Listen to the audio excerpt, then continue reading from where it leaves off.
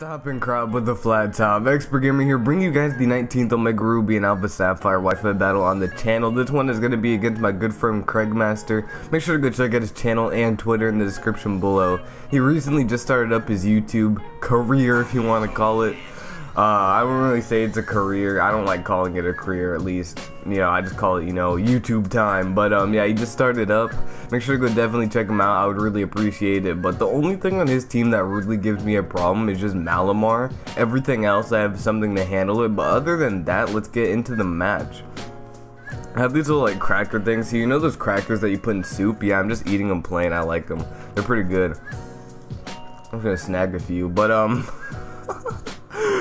he's gonna lead off with Malamar and I'm gonna lead off with Mantine. I just said, whatever. I'm gonna go for a Scald Burn. We actually had a battle before this, but the battle only lasted, a few turns, because what happened was just mid-battle, my 3DS just decided to disconnect. I don't know if I accidentally turned the slider or something, but in the previous battle, I did not get the Scald Burn, which really sucked for him. I was able to take out his Malamar, but I did not get the burn. But as you see, the burn does not even matter because he ends up having Facade just for this situation, like getting burned. So that's really good on his part.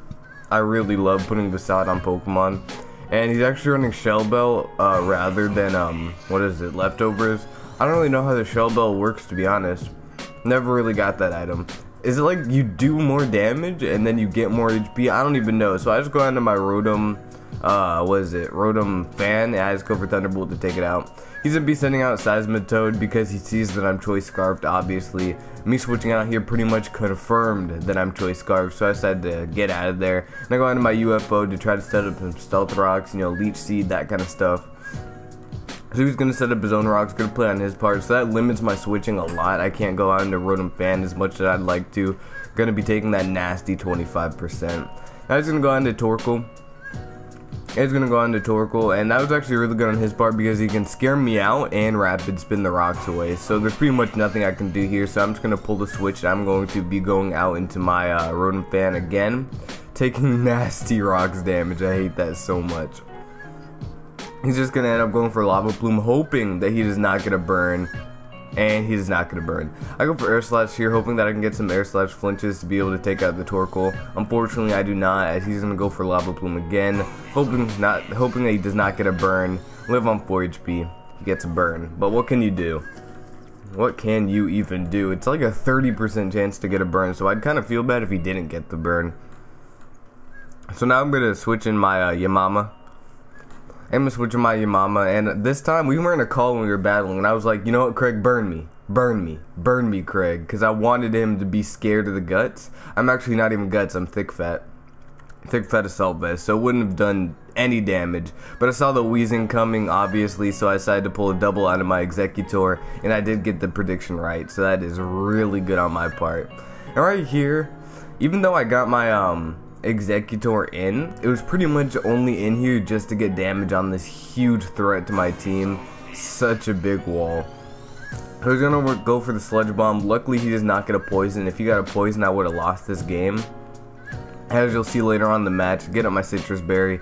I go for Psyshock. It would have killed if I had Psychic, but I run Psyshock over Psychic. Maybe I should invest in Psychic just for Wheezing, but it's whatever. Maybe I should also invest in some Speed so I can outspeed Wheezing and kill it with the Psychic, but it's whatever.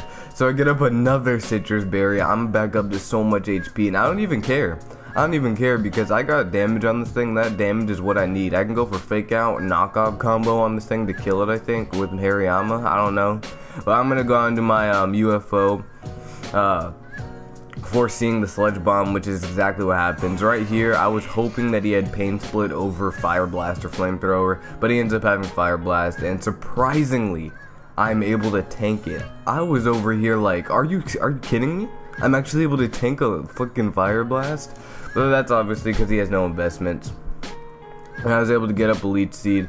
The Protect is very obvious. Very, very obvious. But luckily, Craig's a pretty good battler. And he sees the Protect coming. He's going to pull switch out into his Torkoal. And right here, I was kind of hoping that he'd Wait, what'd I just say? I was kind of hoping that he'd overpredict and go for a, what is it? Fuck, what was I gonna say? I was hoping that he'd overpredict and go for a rapid spin, which is what he does, and I can go for another Leech Seed. There, that's what I meant to say. Boom, bop, bada bing, boom, pow. Which is exactly what happens. And I can just keep on getting my Leech Seed recovery as he's just gonna be brought down to the red by it. And I'm hoping that I can, you know, make some predictions here. I was really hoping that, he would predict a protect and he would go on to something else, and I was able to set up my rocks. But now looking back at it, that was a horrible play, because if that happened, he wouldn't even be able to come back in, so he'd just rather sack off his Torkoal. So right here I'm gonna go for a fake out. It literally does nothing, like maybe 5 damage. Does completely nothing, but there was a reason to me going for fake out. I went for fake out so I can not kill it and get some Leech Seed recovery back. It was a tiny bit of recovery, but you know, any recovery is recovery, right? So, you know, I could have needed that. So we're gonna go on to Gertrude here. I had a plan, you know, folding out the blueprints. I went for knockoff, knowing that he wasn't gonna switch out, just so I can get off his Eviolite so my close combat can do a lot more. He's gonna end up bulking up, and right here, this was kind of a big play, kind of not, because it didn't really matter, as I'll explain why in a second. I went for close combat, and I do end up getting a critical hit. Now, here's why I thought the critical hit did not matter. I could have just came out to Executor, went for Psyshock, and he would have been gone. Because close combat without the crit would have done about 50 damage. I think it was like minimum 48, maximum like 56. And then I just could have came out to Executor and just taken it out, you know. So right here, I'm going to pull the switch out, and I'm going to go on to Tim, Ed, and Joe predicting a Scald or a Earth Power. He actually sees that coming. He goes for knockoff. Good play on him. And luckily I run some bulk on this thing, so I'm not like gonna go down to the knockoff, and I can just keep on recovering up with my citrus berries. I love it so much. The only thing about this situation is that when I keep on harvesting, I keep on getting an item, and knockoff's gonna keep on doing that constant damage. So he's gonna go on to Weezing here, and that's pretty predictable, so I decided to go for Psyshock and take out his Weezing. So if I did not have Executor on my team, I do not know how I was going to be able to take out Weezing. Weezing is such a threat in this tier, but you know, it's whatever. So I'm going to be able to harvest again and get back up into the green. I love Executor so much. One of my favorite Pokemon. It's just so cool, and its stats are so good. But he's going to go into a Selgor right here. I'm going to pull the switch out, and I'm actually going to go into my Hariyama. I go into Hariyama because number 1, I resist Bug Buzz. Number 2, I'm Assault Vested with a bulk. So I'm just here like, dude, this is about to do like 20 damage. Let's actually see how much it does. Bug Buzz, I'm at 213. And I dropped down to 186. 213 minus 186. I'm not good at math. I'm not even going to try. I don't even know why I said I was going to try. But, you know, whatever. So he's going to go for spikes as I'm going to knock off. It was a really good play on his part to go for the spikes. And I'll tell you why in a second.